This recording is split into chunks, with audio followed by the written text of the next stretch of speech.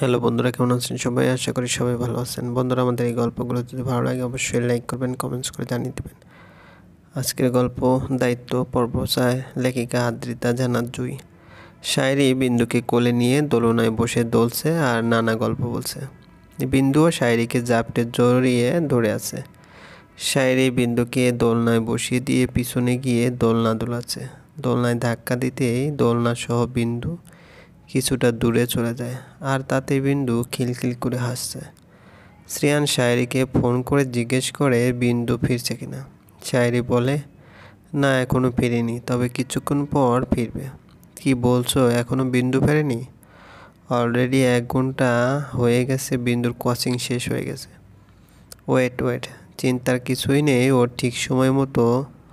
এই পর্যন্ত বলতে শ্রেয়ান কিছুটা রেগে, কি বললে? চিন্তার কোনো কারণ নেই? হ্যাঁ নেই তো, কারণ বিন্দুর সাথে যে ওর মা আছে তাই। মানে?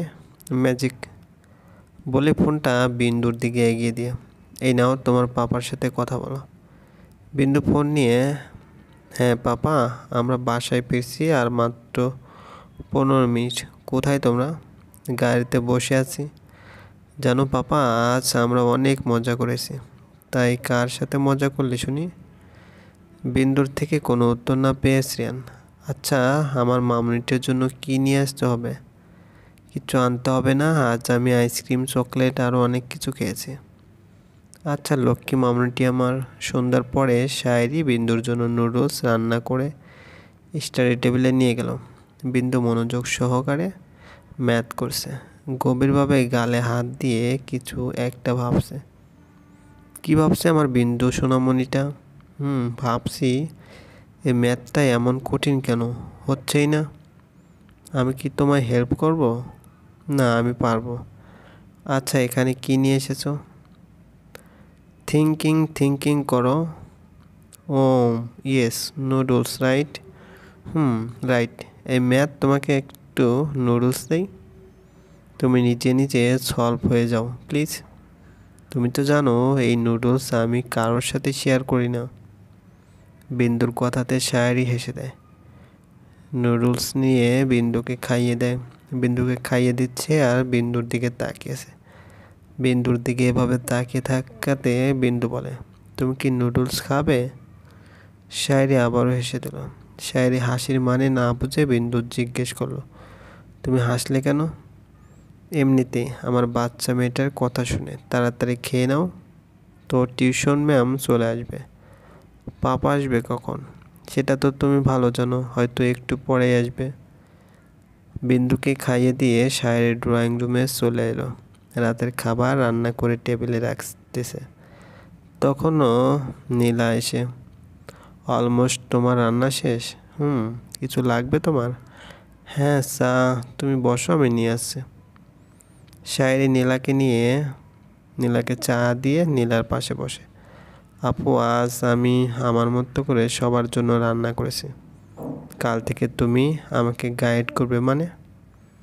মানে রান্নায় হেল্প করবে। সবাই কি পছন্দ করে অপছন্দ করে, তার থেকেও বড় কথা, আমি শুধু ভাত, ডাল আর চিকেন এবং মাছ ভাজি, পাস্তা, নুডলস, কেক এসব করতে পারি, বাকিগুলো তুমি শিখিয়ে দেবে।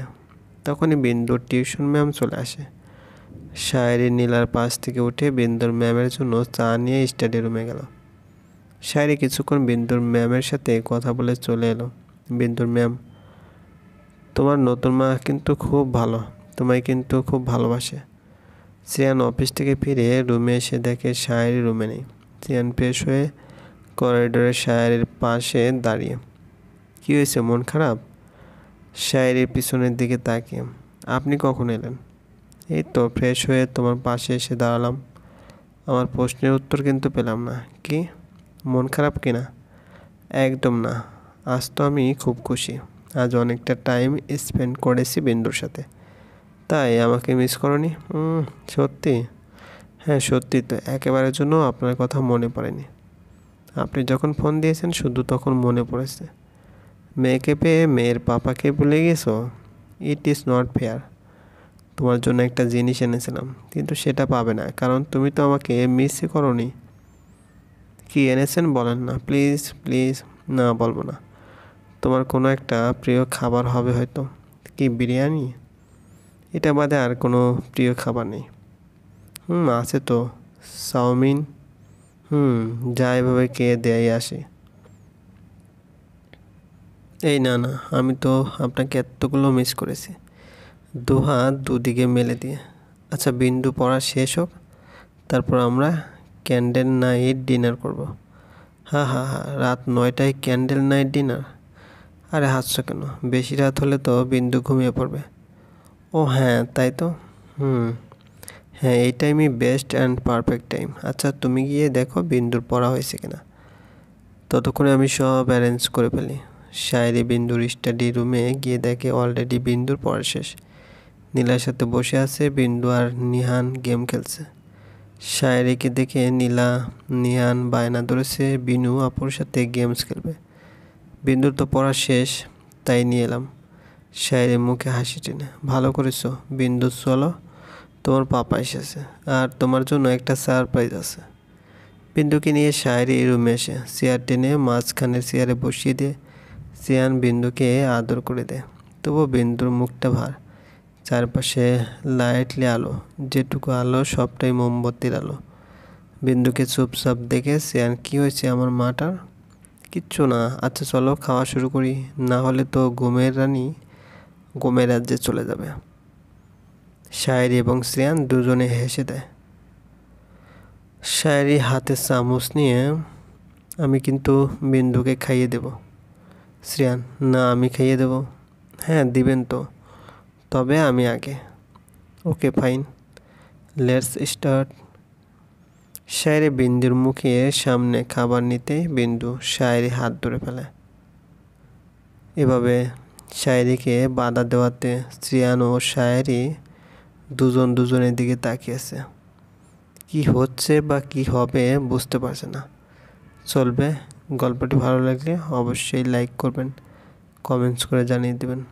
চ্যানেলে যদি নতুন হয়ে থাকেন অবশ্যই সাবস্ক্রাইব করে পাশে থাকা বেল আইকনটি প্রেস করে রাখুন, যাতে নতুন নতুন ভিডিও আপলোড করার সাথে সাথে আপনার নোটিফিকেশনে চলে যায়। ধন্যবাদ, ভালো থাকবেন। বিন্দু মনোযোগ সহকারে ম্যাথ করছে। গভীরভাবে গালে হাত দিয়ে কিছু একটা ভাবছে। কি ভাবছে আমার বিন্দু সোনামণিটা? ভাবছি এই ম্যাথটা এমন কঠিন কেন হচ্ছেই না। আমি কি তোমায় হেল্প করব? না আমি পারবো। আচ্ছা এখানে কি নিয়ে এসেছো? থিঙ্কিং করো। ও ইয়েস, নুডলস রাইট। রাইট। এই ম্যাথ তোমাকে একটু নুডলস দেই, তুমি নিজে নিজে সলভ হয়ে যাও প্লিজ। তুমি তো জানো এই নুডলস আমি কারোর সাথে শেয়ার করি না। বিন্দুর কথাতে শায়েরি হেসে দেয়। নুডলস নিয়ে বিন্দুকে খাইয়ে দিচ্ছে।